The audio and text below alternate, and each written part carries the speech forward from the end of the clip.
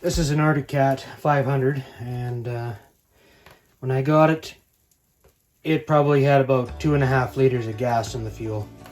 So a float is not shutting the needle off, so either the needle is not sealing, or everything's stuck or gummed up, or there's crap in it, who knows.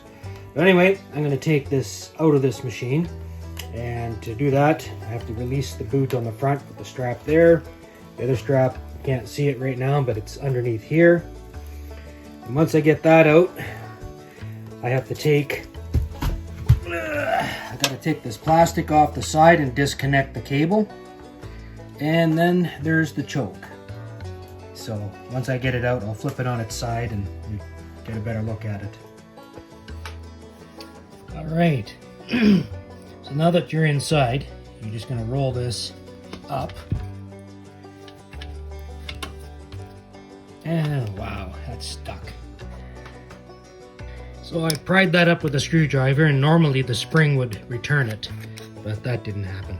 So what I'm going to do after I put my phone down is I'm going to pry this cable, get the slack in it, and I'm going to feed it around, and then feed that cable through this little gap, and this whole copper piece will come out.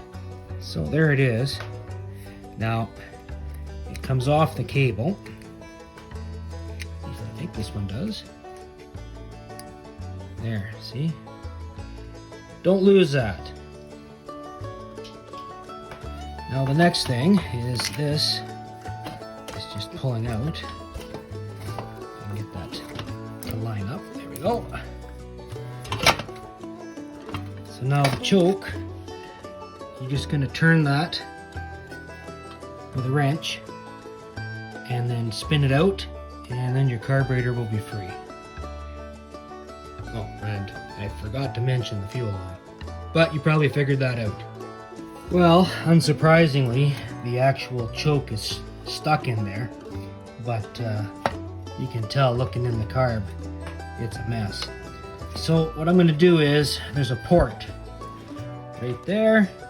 I'm going to spray carb cleaner into that port, and I'm going to let it sit overnight. So I just got to position this so it won't move, and then I'll be back at this. Well, after letting it soak, I gave it a tug, and it pulled right out of there, just pop, it out it came. All right, so at this point, the carburetor is totally disconnected. So I'm going to take it over to my little workbench, and I'm going to take the bowl off the bottom. This is the inside and the bottom of the bowl. And this is the inside of the carb. Well, that's pretty nasty. So I'm gonna pull this out. I'm gonna reach in there with my long skinny screwdriver. I'm gonna turn that out, and I'm gonna pull this pin out, and hopefully this moves. Let's see. Oh, no, that's really stuck in there. So I'm gonna take those pieces out. I have a little jar that I put carb cleaner in, and I'll just throw all the pieces I can get out in there. There's another jet in behind this spider web, and I'll turn that out. I'm gonna see if I can get this off by just sliding a little hanger for the needle valve. I can slide that off and just leave it in there for now. And then what I'll do is I'll set the carburetor on its side, and I will fill this up full of carb cleaner and let it sit again while all the other parts are soaking. The one thing you want to do with this little pilot jet is turn it in tight, like snug. Count how many turns, because you're going to want to set it up again when you put it back in. You're going to want to put it in snug and then back it out to the same position. Well, I'll be honest, I don't think I've seen a carb with this much stuff in it before. The bowl had probably a teaspoonful of stuff like this sediment in the bottom that I managed to scrape and dissolve out. And I ended up pulling the brass seat and the needle out as one piece by turning out the screw and grabbing it with a pair of vice grips and wiggling it. So I got that soaking now, so hopefully I can separate the brass from the float needle. And now I'm just trying to make sure these ports are all cleaned. I ran a piece of wire from a barbecue brush through all the ports in the brass pieces that I took out. There was a big one on this and then one way down in that hole there, so you need your skinny screwdriver for that one.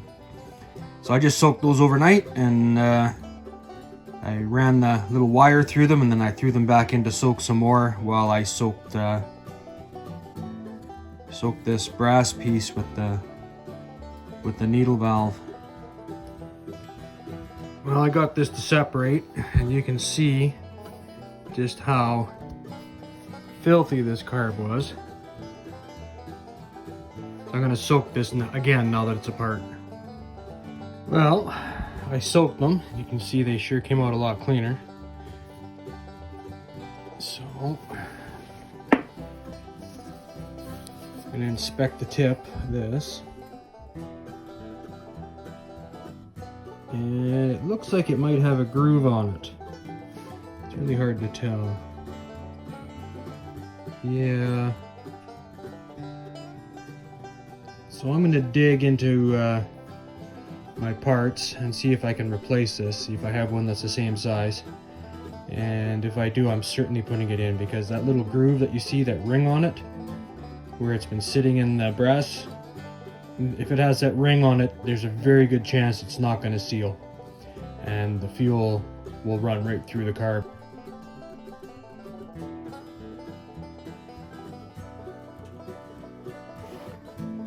So I put the float back in, and when I blow through the fuel line there, when the carb's upside down, no air is coming through.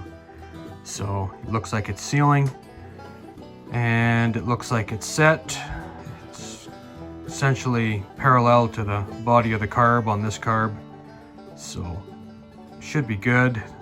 I don't think the float adjustment was an issue on this one. I think it's just the needle wore out and got gummed up, and hopefully I have it clean enough.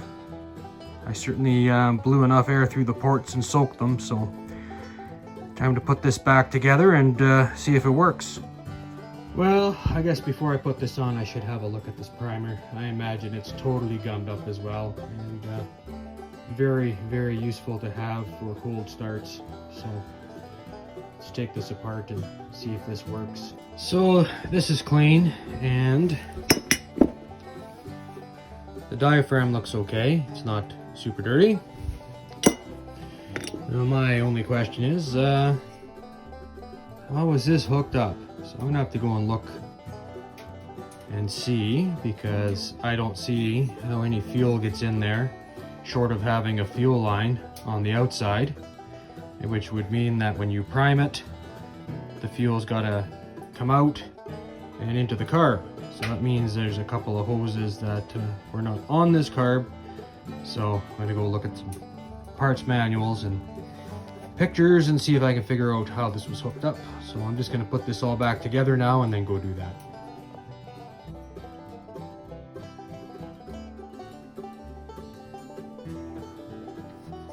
So I found the trick to putting this choke on is to start it with your fingers. And you can't get a wrench on it, not unless you take a wrench and grind it. But if you can grab this with a pair of needle nose, you should be able to turn this in.